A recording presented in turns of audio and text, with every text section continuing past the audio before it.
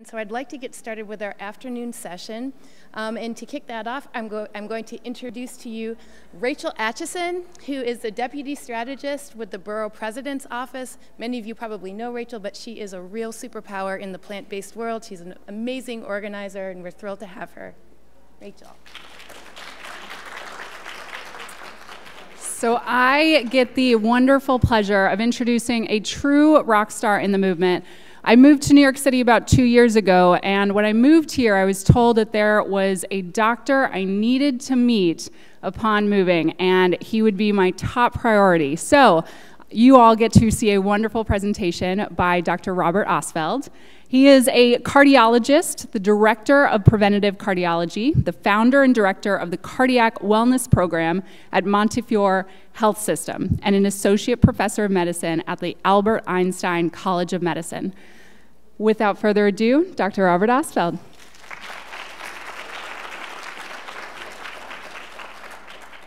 Thank you so much, Rachel. Can you all hear me in the back? Okay. If you stop hearing me, just wave or something. Let's see if this. Oh, good. I don't have to do Dr. Katz's kind of gyrations. And I don't know. I felt this pressure after Dr. Rosenfeld's talk to do my talk topless or something. but then I thought about it a little bit more, and I'm like, I'm going to spare you guys that. So it's a real honor and pleasure to be here with y'all. And I mean, it's just incredible to see the energy and passion that you have for nutrition and health here in Brooklyn, and just how forward-thinking SUNY Downstate is. So it's really amazing. So we're going to talk about a plant-based diet and your heart. So I got to participate in a debate at the American College of Cardiology conference a couple weeks ago, and it was between plant-based diet and Mediterranean and keto. So I'm going to take a little bit of that talk and bring it here today. So we'll be talking a bit about a plant-based diet, a Mediterranean-style diet, compare that to a plant-based diet, a ketogenic diet, compare that to a plant-based diet, and we'll make some conclusions. So when we're talking about a plant-based diet, what do I mean? I basically mean it excludes or nearly excludes all animal products. If it has a face or comes from something with a face, don't eat it. That's what we mean. So it includes tons of vegetables, fruits, whole grains. And I stress whole grains because it's minimally processed. Like, none of us think that sugar and white bread is healthy. So truly whole grains, beans, lentils, yams, etc. So the only dietary pattern that I know of that's been shown to reverse cholesterol blockages in the blood vessels that feed the heart with blood is a plant-based diet. And so in this great study by Dr. Ornish, who Dr. Katz spoke a good bit about, he took people with stable cholesterol blockages in their heart, and he randomized them into two groups. Group number one was almost exclusively a plant-based diet, but they had a little bit of no-fat dairy in there, and psychosocial support and exercise. And the other group was expert care from people just like me, cardiologists. Guess which group won? So the group, of course, that had the healthier lifestyle, their cholesterol blockages shrunk, and those taken care of by cardiologists like me, cholesterol blockages grew. And that just kept on going. After 1 year, after 5 years, it kept on going.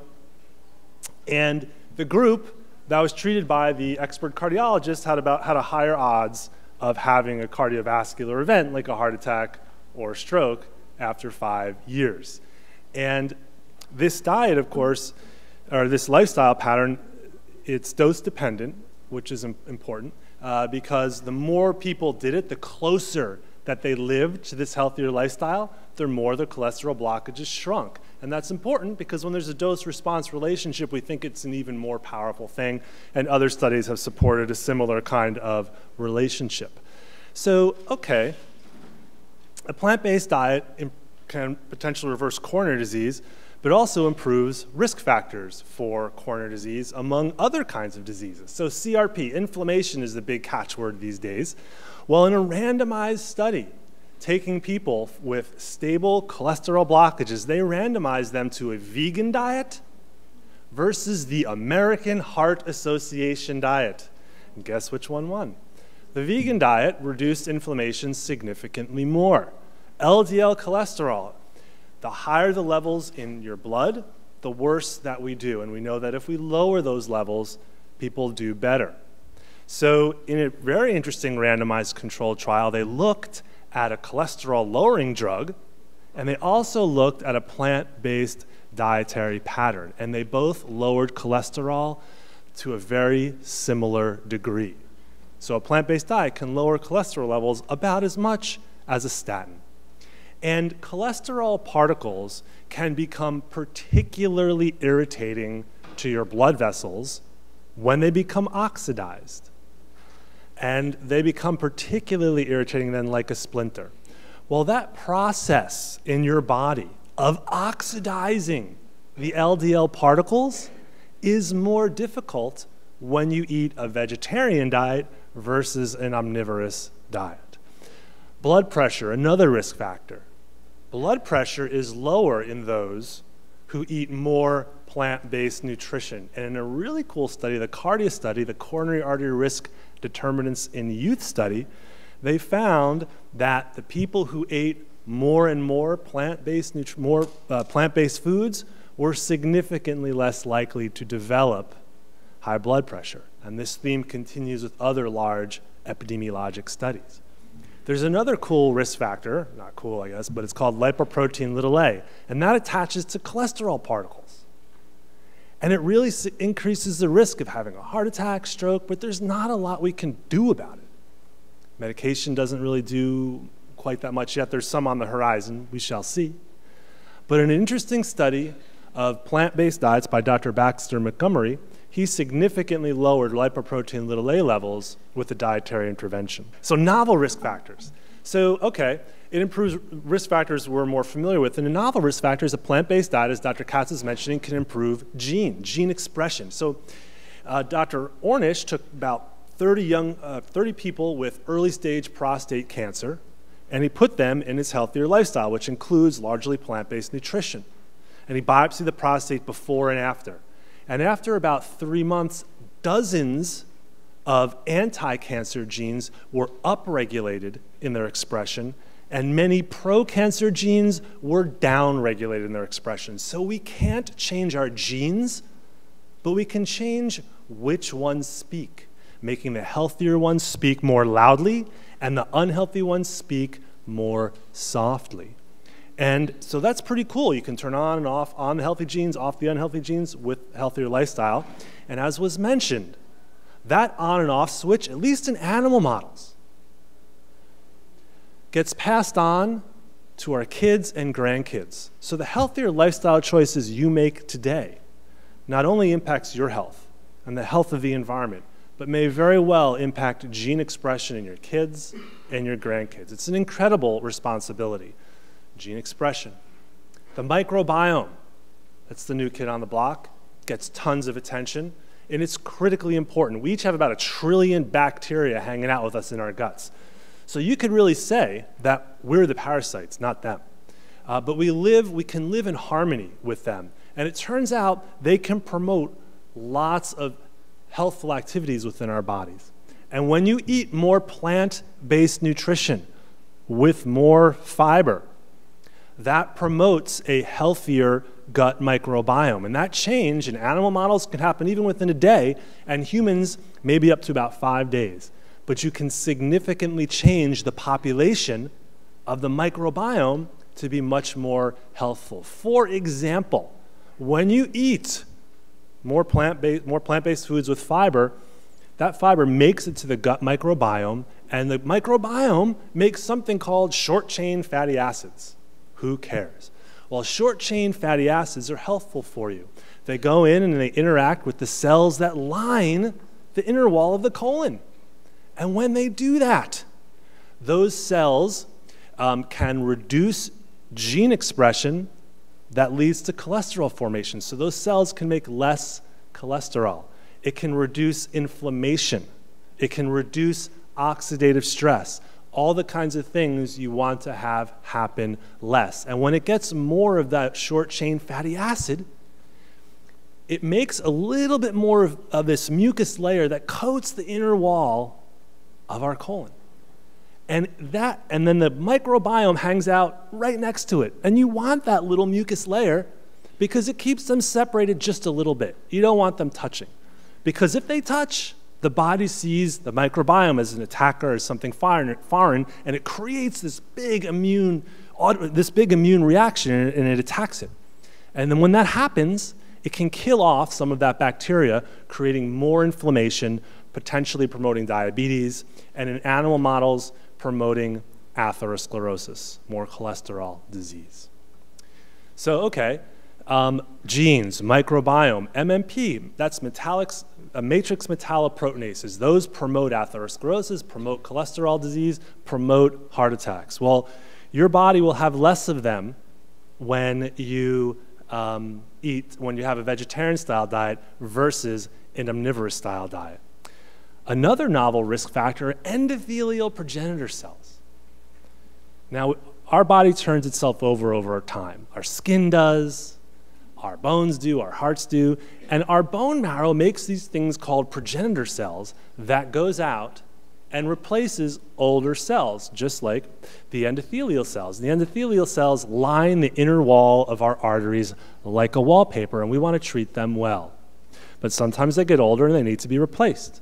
So the more endothelial progenitor cells you have in your blood, the better you do. And it turns out that in a randomized control trial, they had young Okinawan women eat the regular diet versus the regular diet plus more green leafy vegetables. And when they ate more green leafy vegetables, they made more endothelial progenitor cells.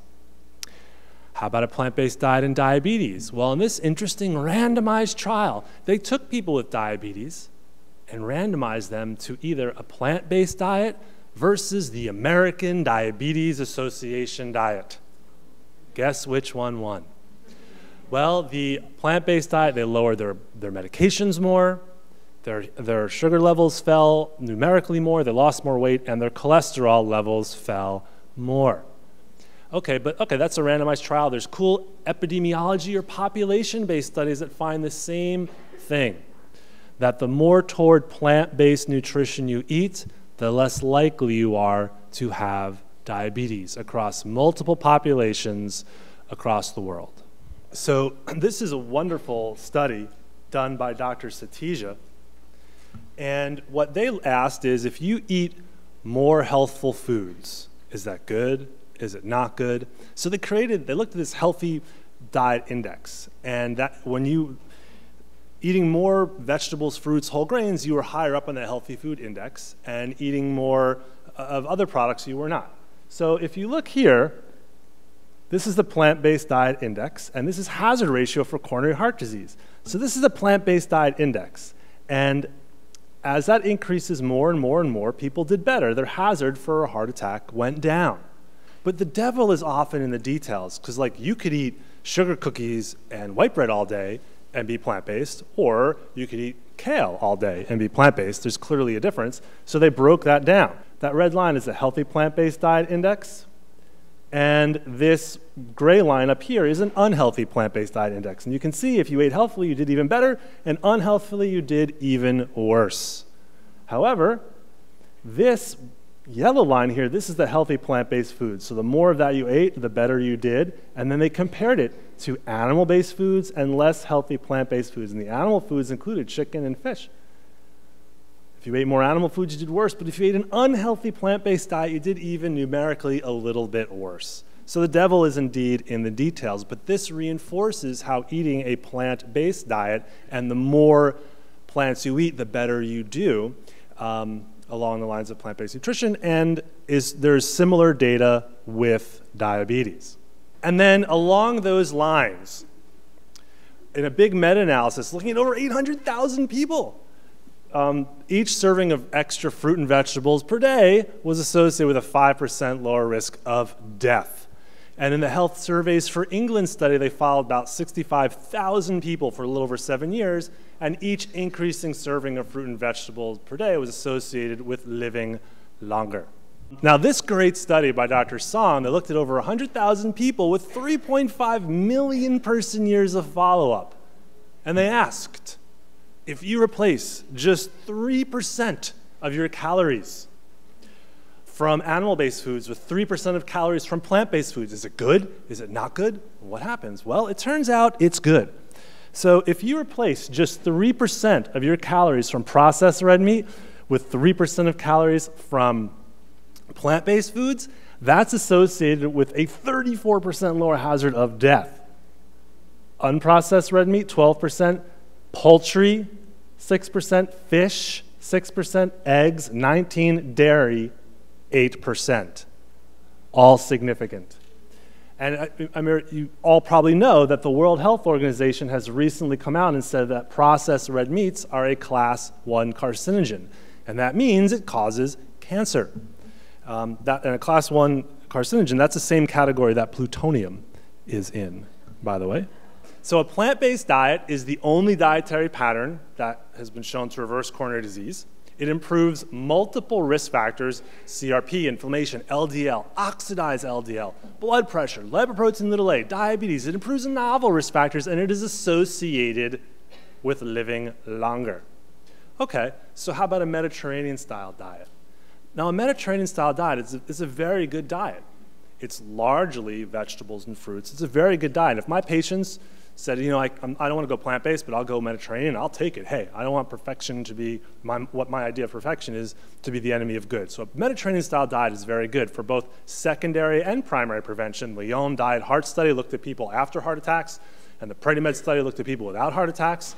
And if they went Mediterranean, they did better than a controlled diet, which was a typical Western diet. I mean, shocker, typical Western diet is not so great, but a Mediterranean-style diet really is quite healthful. But it appears that under the umbrella of a Mediterranean-style diet, the more plant-based you go, the better you do.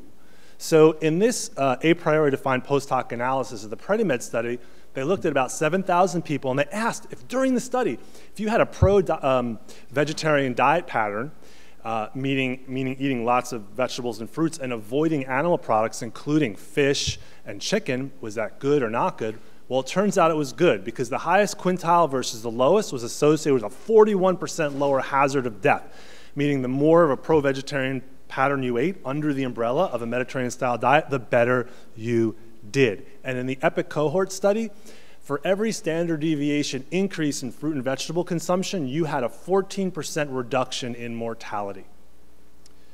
So in the Greek EPIC prospective cohort study, where they ate largely a Mediterranean-style diet, they found in 23,000 people that if you had a higher Mediterranean diet score, meaning the more of a Mediterranean-style diet you ate, the better you did.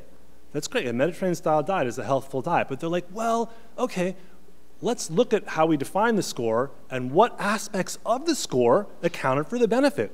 So, all right, moderate alcohol, that was associated with improvement. The benefit was driven by that. It was also driven by low meat consumption, driven by high fruit and nut consumption, high vegetable consumption, high monounsaturated to saturated fat ratio, meaning more plant-based foods, high legume consumption, cereal and dairy, minimal impact, and fish and seafood had a trend toward harm. So in this analysis, going more plant-based also appeared to be better. This is the Seventh-day Adventists. They treat their bodies like temples. And they have multiple healthy dietary patterns. But in this analysis of over 60,000 people, you can see they looked at different dietary patterns. They looked at non-vegetarians, semi-vegetarians, pesco-vegetarians, lacto-ovo-vegetarians, and vegans. And they looked at the percent with diabetes. The group with the lowest was the vegans. And just to highlight, these are the pesco-vegetarians right here. So a Mediterranean-style diet is a very good diet, but it appears that the more plant-based one goes under the umbrella of a Mediterranean-style diet, the better one does based on clinical and mechanistic studies. So the ketogenic or the low-carb diet, I think, is largely based on a popular myth. And the popular myth is that we were told in 1980 or so to eat low-fat, and then we ate low-fat, and look at us now, we're fat and sick. Okay? Well, we may have been told to eat low-fat, but we didn't do that. We ate more of everything. So it's fake news. I think it's a compelling narrative, but I think it's fake news. So no long-living society lives in a state of chronic ketosis.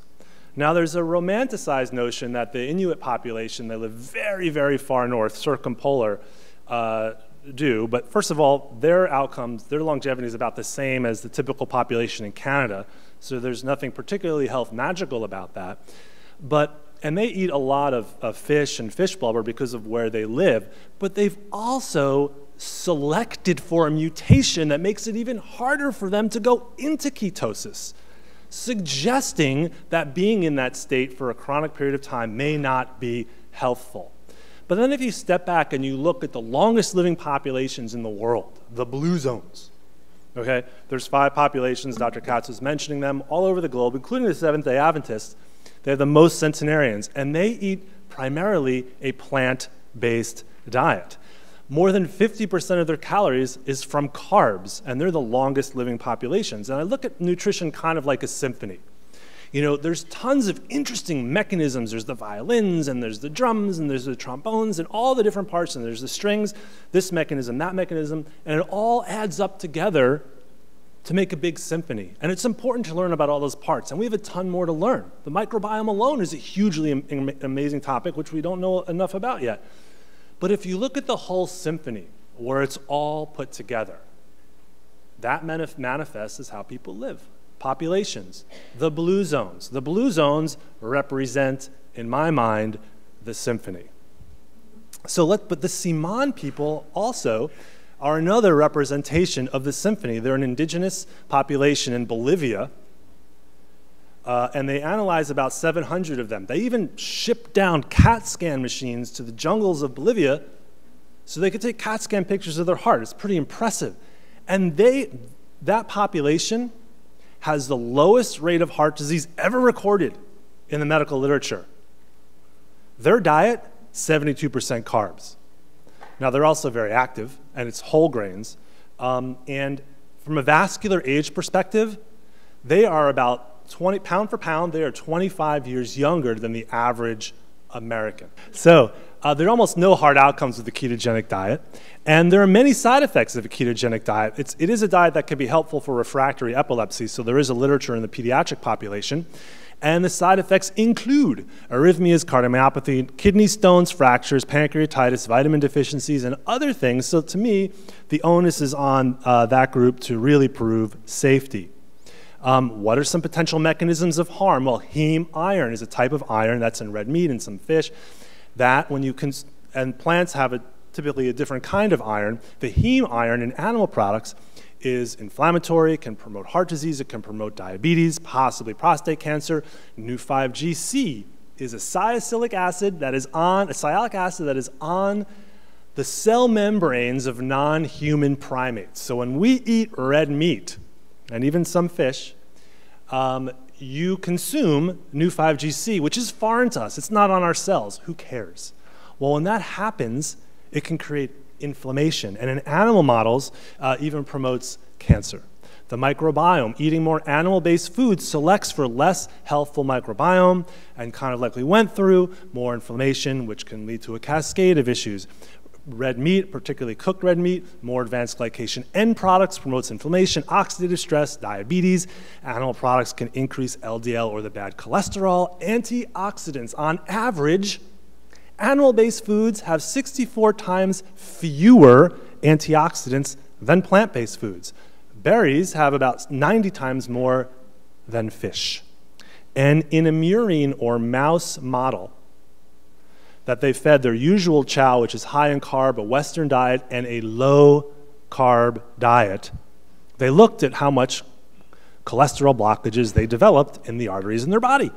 And those eating the low-carb diet developed the most cholesterol blockages. But you know what? They had similar blood pressures and similar weights between those different groups of mice.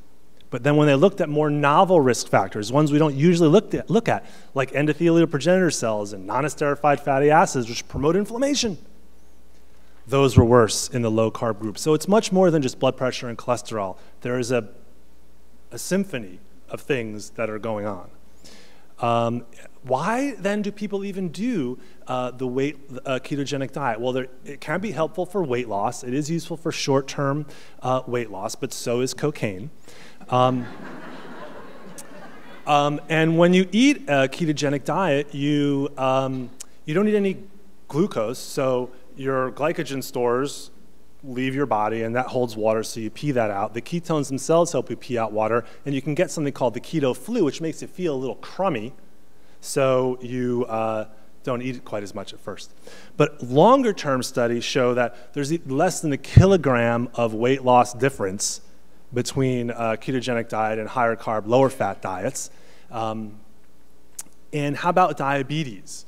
So that's another reason that people will eat this, and there is, but keeping it short, a meta-analysis of long-term randomized controlled trials found no difference in sugar control in the ketogenic diet versus a higher carb, lower fat diet.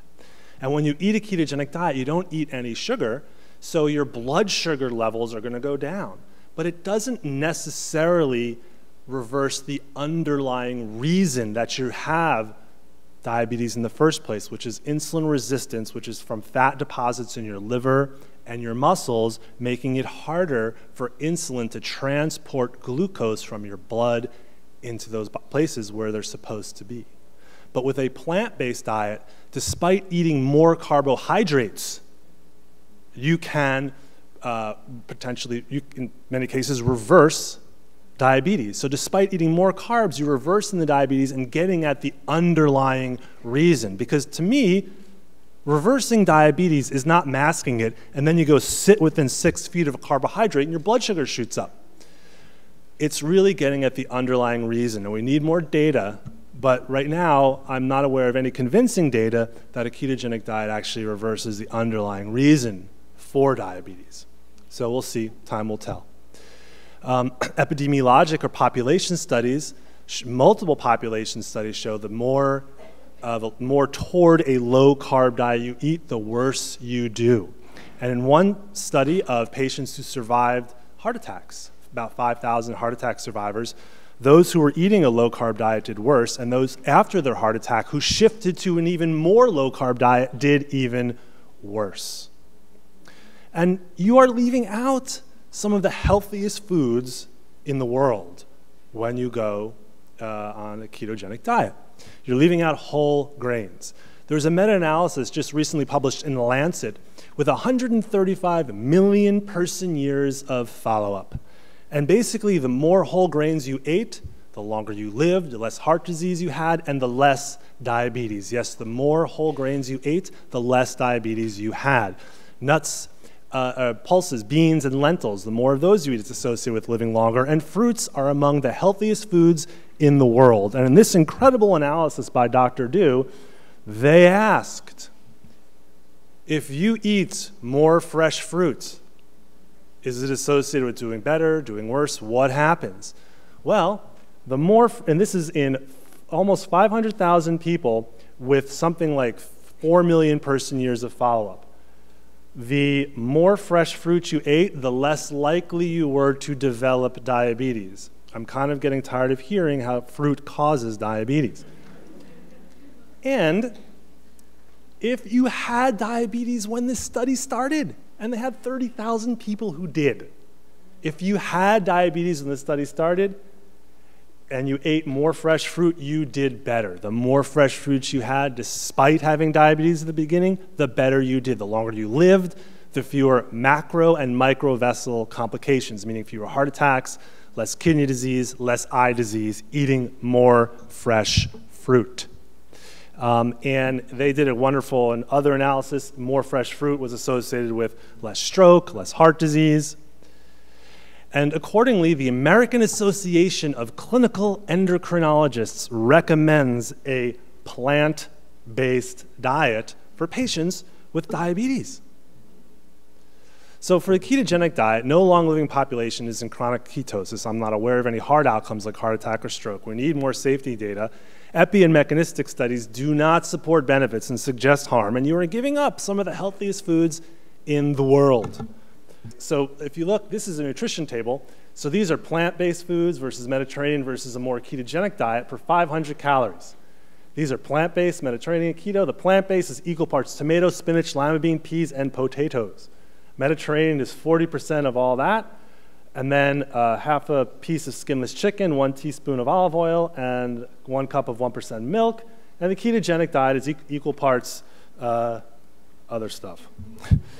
It's equal parts beef, pork, chicken, and whole milk. And as you can see, cholesterol goes up the more animal products you eat. You don't need to eat a drop. Your body makes all you need. Protein is a little higher in the Mediterranean style arm, but you don't need to eat anywhere near that much. You can ask all the plant-based bodybuilders. Beta-carotene, it's subtle. Dietary fiber, your constipation will go away. And you can see all the other nutrients trend toward benefit with a plant-based diet. Thank you. So, got 5 minutes left. This is a great comic. Halfway through his hearty man breakfast, Dwayne thought he heard some of his smaller arteries slamming shut. And Dwayne's right. And I think this is interesting for a couple of reasons. The first reason is this whole notion of the hearty man, which I think has been changing. It used to be cigar-smoking, steak-eating guy, which is, of course, the exact opposite of what you need to do if you actually want to be hearty. But also, he heard some of his smaller arteries slamming shut. He's right. Dwayne is right. And in very interesting studies by Dr. Vogel, he found in young, healthy men, if you fed them whole grain cereal, their arteries reacted normally. But if you fed them fatty foods, processed fatty foods, their artery function didn't function normally. These are young, healthy men. And it took about 6 hours after the meal for their arteries to improve. But then you know what time it is. Then it's lunchtime, and it's chicken parmesan. And then it's dinner time and pizza, and it's meal after meal. It's like pounding away at those endothelial cells, and it's no wonder they give out over time. But you know what? It doesn't just impact your blood vessel function, one unhealthy meal. One unhealthy meal impacts lung function. Asthmatics are more likely to get readmitted to the hospital because of their lungs, their breathing being worse. But it doesn't just impact your your blood vessel function and your lung function. It also impacts liver function. So I'm getting great tips from the audience too. One unhealthy meal, non-alcoholic fatty liver disease is the most common cause of liver failure now in the US, more than alcohol. Well, after one unhealthy meal, your liver metabolically looks like non-alcoholic fatty liver disease, and it goes away after about 6 hours, but that's one unhealthy meal. But it's not just your blood vessel function. It's not just your lung function, not just your liver function, it's your red blood cell function. Your red blood cells carry oxygen in your body, and they're all very flexible, and they can get through all the small capillaries and all over the place. But when you eat one unhealthy meal, they can become spiky and less flexible. And when they're spiky and they don't move around so well, that can, there's an association with eating a big, fatty, heavy meal and then having a heart attack after that. It could be for many reasons, but one of them is that if that red blood cell is spiky and pokey, it can poke a hole in one of the cholesterol plaques in your arteries and create a heart attack just from that. So it's pretty impressive what one unhealthy meal can do. So this is leaving evidence-based medicine and going to eminence-based medicine. This is the past president of the American College of Cardiology, and he said, I recommend a plant-based diet because I know it's going to lower their blood pressure, improve their insulin sensitivity, meaning improving diabetes, and decrease their cholesterol. So a plant-based diet is most supported by epidemiologic and mechanistic studies, but a head-to-head trial with the Mediterranean-style diet would be interesting. Mediterranean-style diet, the more plant-based the Mediterranean-style diet, it appears the better. And ketogenic diet, we need more data, but there actually is some data that if you go more plant-based keto, that may be similar to control or slightly better. We need more data, and it does appear to be associated with harm. Eating for our own health is, of course, critically important. But the Eat Lancet study, which convened scientists from across the globe, said that, yeah, eating more plant-based is good for our own health, but of course it's good for the environment as well. And who really cares how healthy we are if there's no planet? No planet, no health. Doesn't really matter.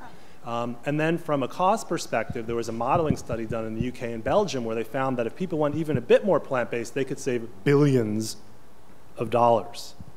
And I was going to talk a bit about our program, but I think I'm running out of time. I'm in the Bronx at Montefiore. We have an outpatient arm, an inpatient arm. an educational arm and a research arm for our plant-based program. We work with patients and our system to help adopt it. I'll say a couple quick things and I'll end it. As part of our clinical arm, we have these Saturday morning sessions where we work with patients to help them adopt a plant-based diet. They're 4 hours long. We fund it all through donations. I don't charge patients for it at all. We have a large indigent patient population where we are. So I want to democratize this information as much as possible. In our inpatient arm, we have the documentary film Forks Over Knives playing on continuous loop in the hospital, and all the inpatient TVs with Spanish subtitles. And we have plant-based meals that you can order for inpatients. And also they're served in our cafeterias, so the staff can have them as well. And Montefierre's gone meatless Mondays recently as well. From an education standpoint, we have a number of things, but our big annual conference coming up on November 2nd, and we'd love to have you all there. We're going to have cards out front with information about it. Registration is open, and if you go through mecme.org and you look for November 2nd, you can find our conference. So thank you very much.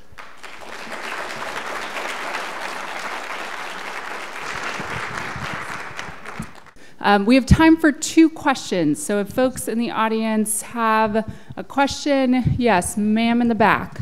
My name is Donna. So the question on diabetes. So it's like a concern now. Which type of diabetes are we talking about that plant-based can help? Is it type 1, type 2, or it can help anyone? So because it's a back and forth thing, you know, because I'm assuming it's type 2 diabetes you're talking about, but I know within my community, you know, there are folks who say, well, I have type 1 and I'm dependent on insulin. That's not doing anything for me. So how can we address that? The answer to your question is yes. It is helpful for both type 1 and type 2 diabetes. There's evidence in patients who have type 1 diabetes, the more low carb they go, it's associated with more cholesterol disease and blood vessels in the body. You also derive a myriad of benefits from eating more plant-based when you're type 1 diabetic. All the other benefits come through. It's not necessarily going to fix type 1 diabetes because your beta cells that make the insulin are gone. But it can make you much more healthful, and it may lower your insulin requirements. And there's a wonderful company, I guess I'll say, they're called Mastering Diabetes. They're run by 2 wonderful people, and it's online, and they help people with type 1 diabetes go more plant-based. I have no vested interest in them one way or the other. But at any rate, so the answer is yes.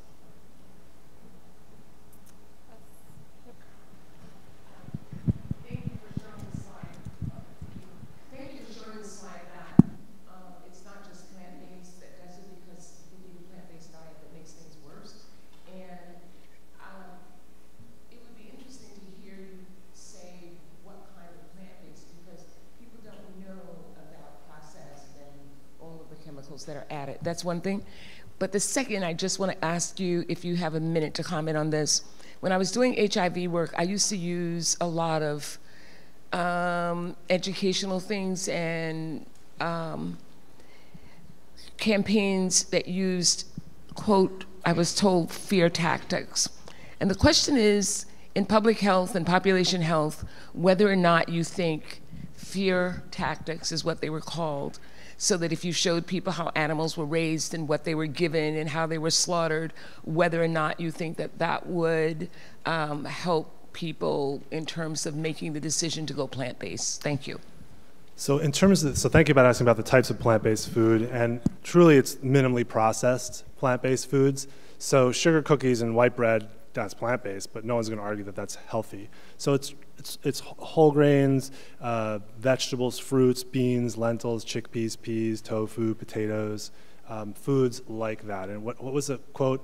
You know, if it's made in a plant, don't eat it, but if it is a plant, eat it. Something like, I'm sure I'm massacring that quote.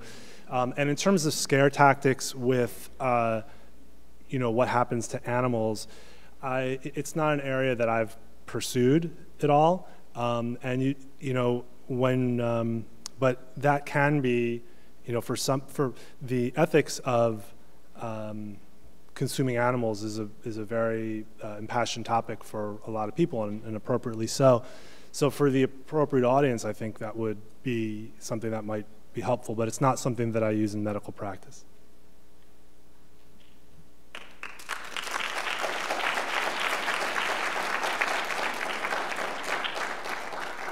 Thank you so much. That was fantastic, Dr. Osfeld.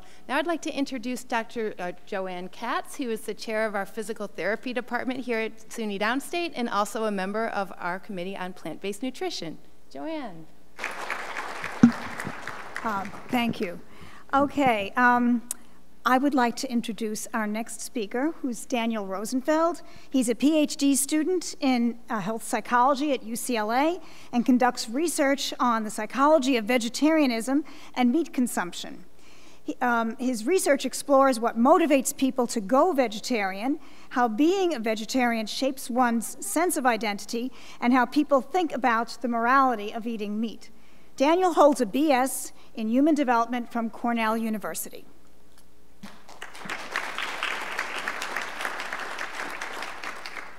Thank you for the introduction. Can you hear me okay? All right. So today I'll be talking about how plant-based dieting relates to your sense of identity from a psychological perspective. But instead of going deep into some psychological theory nobody cares about, let's do a little thought experiment here. I want you to imagine yourself at a steakhouse, and imagine you're there with 3 meat-eating friends. And the waiter comes around to ask you what you want to eat. Your first friend says, "I'll have the filet mignon." And your second friend orders the sirloin. And your third friend is very hungry and wants the porterhouse for 2. When the waiter comes up to you and asks you what you want, you're really trying not to eat too much meat nowadays, and you say, "I'll have the grilled tofu," in a steakhouse. Your friends look at one another, giggle, laugh a little bit, and say, "Oh, what a weirdo." And we realize that in certain situations, our food choices can define who we are, how we see ourselves, and how other people view us. The process I just described in that steakhouse example is what psychologists call social categorization. It's how we divide the world into different social groups based on attributes we have, how we look, or what a belief we have, or how we behave. It's what we know colloquially as us and them, our in-groups and out-groups. We see this process unfold when we think about gender identity or political beliefs. If you go to a sports game, which team are you rooting for? All of these different experiences have the same psychological underpinning of social categorization. This categorization process leads to the formation of identity. And we see here that the decision to forego meat or currently can lead one to see themselves as a vegetarian or plant-based dieter. Identity matters because identity is the precursor for stigma. Stigma is defined as an attribute of yourself is devalued in society. It's a negative aspect or seen to be a negative aspect of who we are. There is research on the stigmatized nature of plant-based dieting. This is a recently published paper titled, "If I Became a Vegan, My Family and Friends Would Hate Me." Even in the 1700s, this is not a new topic. Benjamin Franklin was a vegetarian, and he said, "My refusing to eat flesh occasioned an inconveniency. I was frequently chid for my singularity." Basically, he's saying he felt weird for being a vegetarian, and people treated him differently. He was stigmatized. So, traditional models of food choice. Psychologists love models. They tell us what certain variables to focus on, and how we make food choices is very, very well studied. We talk about taste preference, how much a food costs, how familiar it is to us. A lot of people are what's called food neophobic, whether it's convenient to eat, and of course, whether we think it's healthy. But what these models are lacking is that our food choices, of course, signal identity and change our sense of identity and also yield often adverse social implications. People who follow restricted diets report that it's tricky. They feel stigmatized and people view them differently. This is very well established in the plant-based literature that people say plant-based dieting is difficult in many situations. Imagine the vegan on Thanksgiving. There are social ties to the way we eat, and these social ties can directly inform how open people are to changing their diets. So there's a very popular theory in a lot of health behavior research that some of you may be familiar with. It's called the theory of planned behavior. It's a very basic idea that, of course, as psychologists love to do, makes sound all fancy for no reason. It says that our intentions predict and lead to our behavior. If we're convinced that eating a plant-based diet is healthier, therefore we will eat plant-based. Why wouldn't we act in accordance with our beliefs?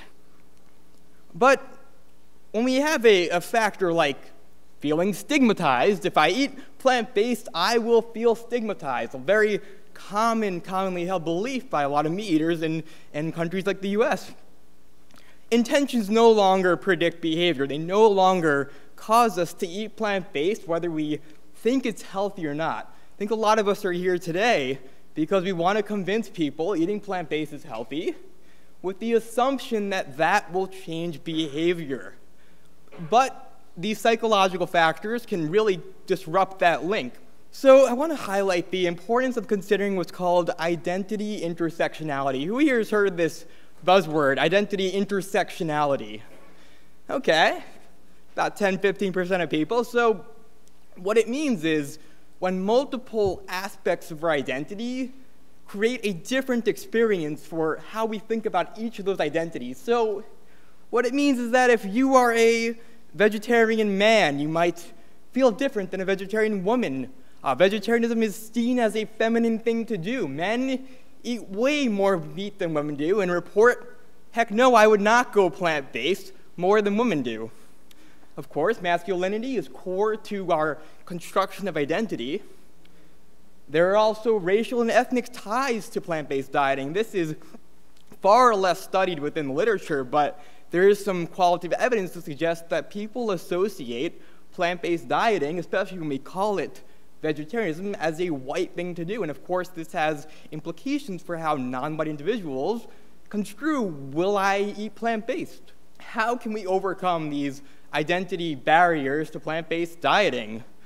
Well, this is not a very thoroughly researched area, so what I'm putting out today are some theoretically derived ideas of how to think about this. So one, focus on what's called flexitarianism. Who here has heard of flexitarianism? It was actually a couple years ago rated by one of the Webster Dictionary or something, or Oxford, as the word of the year. What it means is, you're eating less meat, but you're not fully vegetarian. We should emphasize flexitarianism, as many of the other speakers have suggested, eating with Mediterranean diet, for example. Of course, if we see whole food plant-based dieting as the gold standard, we ought to tell people that. But we should encourage this, not a dichotomous divide of you either go vegan or don't, and if you don't want to, well, I shouldn't change at all. We should emphasize more of this, less of that. People will be more receptive to trying Meatless Monday one day a week at first. Should also emphasize making gradual dietary changes, not going vegan overnight. There's no need to go cold turkey and totally ditch the turkey. And even empirical research suggests that among vegetarians, those who report that they adopt their diet gradually over weeks actually stick to their diet longer than those who go vegan or vegetarian overnight. We should, of course, curtail our messages to our patients, clients, and individuals to what their concerns and their goals are. Not everybody has the same health concerns or reasons they would go plant-based, and what we tell one person might motivate them, but it might not matter too much to somebody else. So have a bi-directional discussion and think, what tools can you use from the toolbox of plant-based nutrition to motivate people to see plant-based eating as aligned with their personal goals? A clear case here is to think about gender. For example, telling male patients that eating a plant-based diet will help with their erectile dysfunction because our arteries are all connected will likely be more motivating than telling them about heart disease for a lot of individuals. They want the immediate reward and gratification. So I'd say to avoid using what I'm calling here the V words of vegetarian and vegan. These words are stigmatized. They directly signal identity. They're what we call lexicalized labels. They use a noun to describe what the behavior is. Rather, we should focus on what you're doing, not who you think you might become from what you do. We should emphasize eating less meat, meat reduced, using the words plant-based, not necessarily vegan or vegetarian. Those can be very off-putting and a bigger pill to swallow. And lastly, I'd recommend steering clear of morality when discussing the health aspects of plant-based dieting. There's tons of movements, research, and great stuff being done on the morality of eating animals or the environmental impacts of eating meat. But people fear, one, being morally judged, and changing their own moral beliefs. Moral beliefs are very, very hard to change, and people break down feeling threatened when they do feel they might be changed. People have these knee-jerk reactions to those who are threatened what their current moral beliefs are, and they shut down. They will become way less willing to actually change their behavior. Morality also primes identity, which I'm discussing here as a direct barrier for people wanting to go plant-based. So that's all I have here, and I'd love to take any further questions anybody has.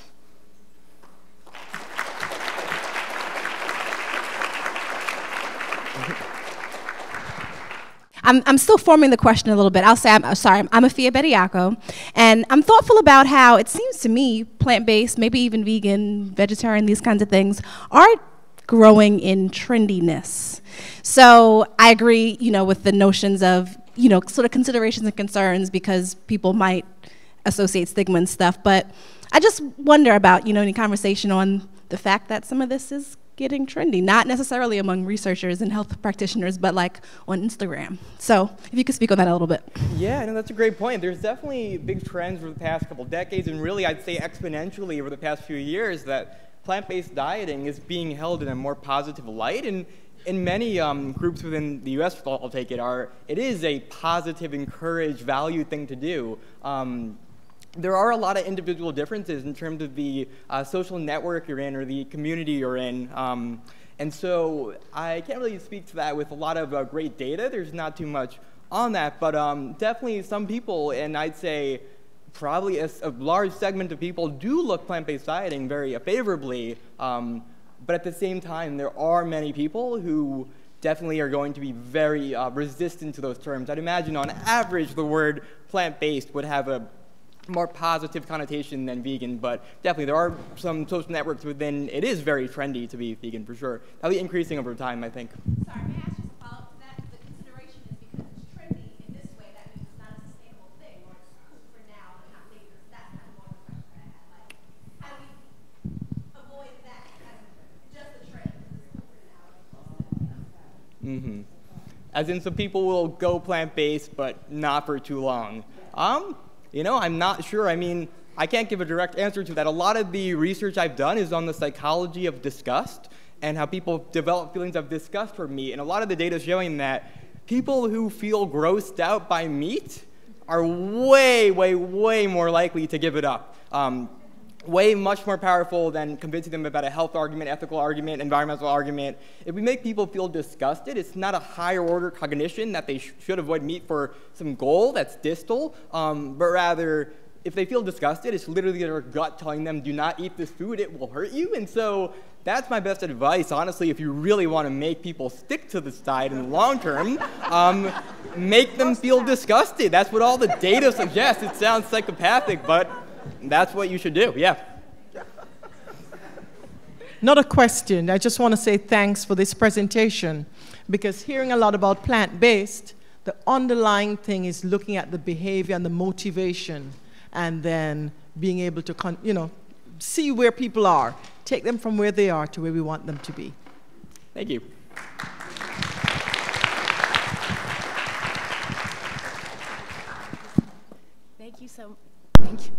Thank you so much, Daniel. Now we're going to take a break.